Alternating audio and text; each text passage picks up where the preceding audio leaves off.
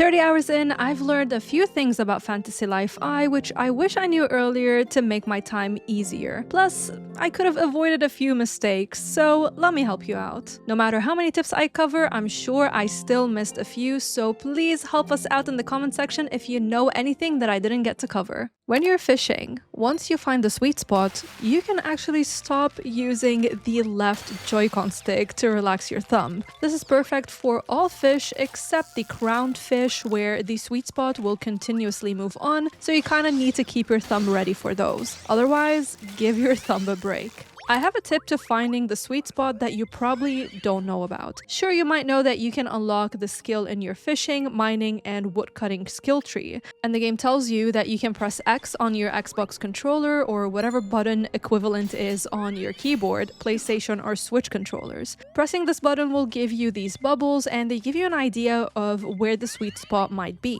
This will help you save up on stamina so you don't waste your hits on the wrong spot. However, what you might not know is that there's a way to take advantage of these bubbles. If you see the question mark bubble, it means that you're in the wrong spot. However, if you come across the bubble with 3 dots inside before you get the exclamation points, that means that the sweet spot is at the exact opposite side. So go 180 degrees to the other side and you're gonna find the sweet spot. This is a lifesaver, especially when gathering fish, trees, and ore that are very close to your level, and every stamina point counts. When you complete life challenges and you're ready to rank up, you can fast travel to the Life Master very quickly. You can press the left button on your D-pad or whatever the equivalent is for your keyboard. Then you press the button prompt that appears below called Travel to Life Master. For me, that's X. This makes ranking up your life so much easier. And an extra tip here, you can click on some life challenge quests and the game will mark them for you on the map. It won't work all of the time, but if I knew this earlier, I would have saved a lot of time trying to find things like the great oak tree or cornella or great palm trees and whatnot.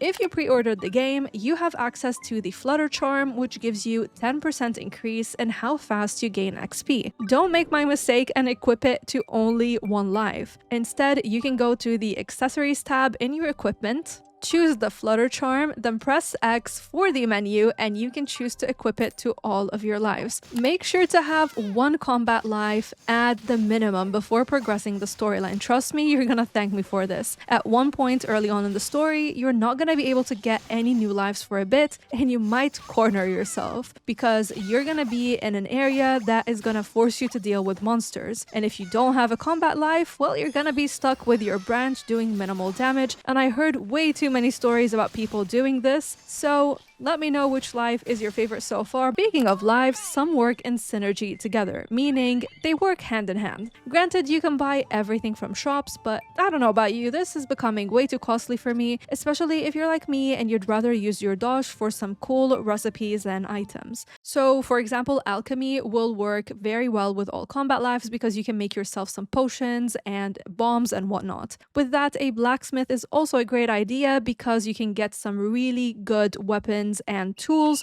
and then also tailor is excellent for good armor. This means you're gonna need a miner as well because most of the weapons require materials gathered from mining, or if you want like a cutesy lifestyle, you can choose to be a farmer and a cook and maybe dabble as an artist. And of course you can get a carpenter because these are really good for decorating, especially the artist and the carpenter. Now carpentry is gonna require a lot of wood, so wood cutting can be very helpful as well. The beauty of Fantasy Life is playing however you want to, so as long as you have at least 1 combat life available to make your life easier, don't get too overwhelmed, pick up the lives that make sense to your routine and enjoy them.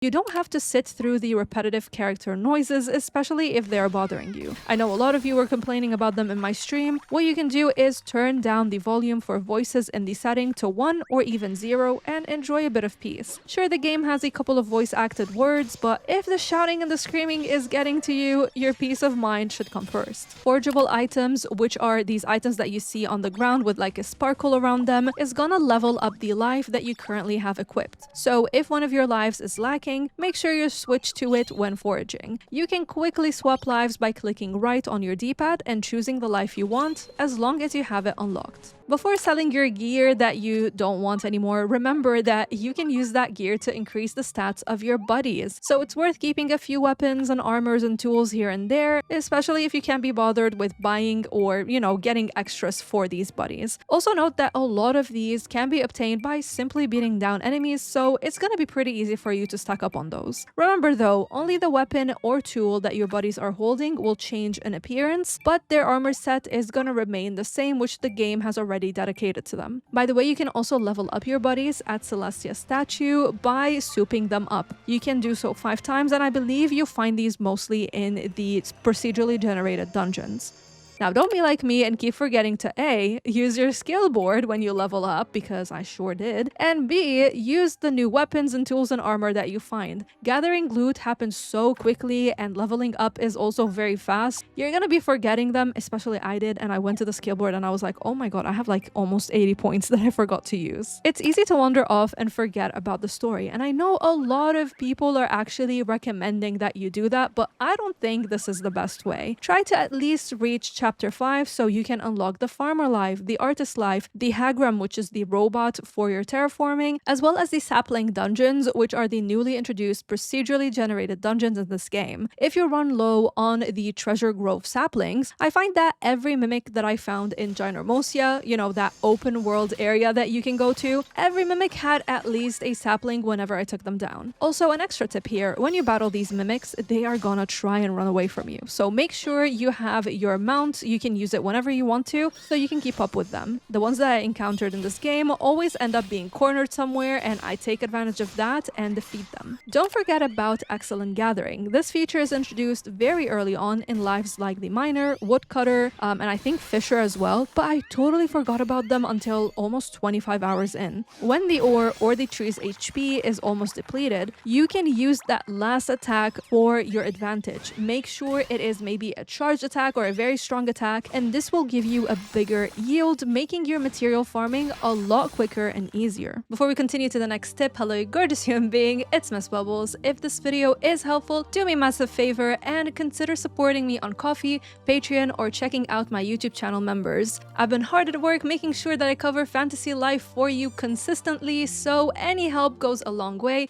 Another thing that's also introduced early on is Gynormosia. It's introduced at the beginning of the story, but many of us in the bubbly community shared how we completely forgot about it. So don't forget that the desert area exists, and you can find incredible loot there, from mimics to battle, books you can read for some end game recipes, mounts, shrines, strangelings that spawn randomly, leaves that you can collect, and a lot of challenges that you can complete. There's a lot to do there, and it's very fun. And if you're wondering about the strangelings and where can you find them, they can be gathered by defeating crowned enemies, by opening up chests, by progressing your story, and by completing shrines. There are 49 of them, so there are plenty to find. Don't forget that you don't have to collect all of Celestia's gifts on your island by hand. Your hagram, which is the robot that you unlock that can terraform on your island, can collect all of them for you at the press of a button. So I encourage you, push the story at least till the beginning of maybe I think it was chapter 5 or 6 to unlock most of the gameplay features that Fantasy Life has to offer, and then you can use your robot once a day, because these Celestia's gifts respawn on your island once a day in real life, and you can gather all of them. But anyways, if you're short behind, you can also do daily activities, and you will have plenty of Celestia's gifts to collect. By the way, you can rearrange your weird pad and move things around to make it easier for you. So now my first tab is quests, since I tend to look at that the most, and I have things like items, equipment, skills board, outfits, mounts, etc. all on my first page. Many of you have asked me if you can hide your helmet. Yes, you can, and you can change a lot more. You can access this outfit tab in your weird pad, and you can change how each life looks. So you can get the equipment stat to be available, and then you can choose how you want to look like. Even though I'm a mage and I have a mage set on and I have the benefits of that set on, whenever I switch to my mage life, I look like this cute sailor chick. And bonus tip, if you like this outfit, you can get it as well. It's unlocked by clearing the debris inventory off of your island. Also, on your island, you can use your bot to move or clear this grass. To move them, click A on your Xbox controller, and to clear them, press Y. Clearing them will move them to your hagram's inventory so you can use them later on to decorate.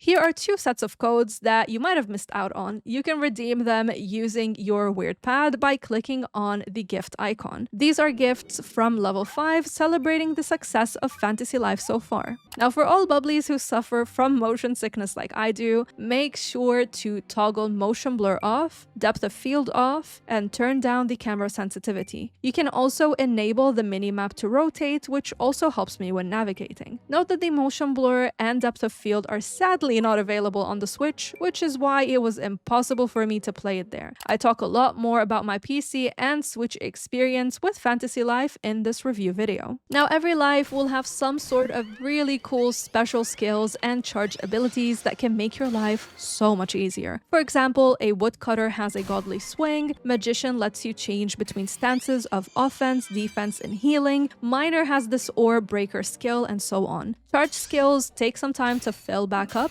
whereas special skills take up a lot of SP points, but they're so worth it because they do so much damage and they're gonna help you out. So make sure you take a look at the skill tree and pick up whatever you want. In less than 2 weeks, we also have Rune Factory Guardians of Azuma coming up, and I got to play it early. Check out this video to see my preview for it. Thank you to my YouTube and Bubbly patrons for making videos like this possible, and a shout out goes to the Game Dimension, Kaiju, Neha, Will, and Yugoslav for going the extra mile. Until next time, stay bubbly!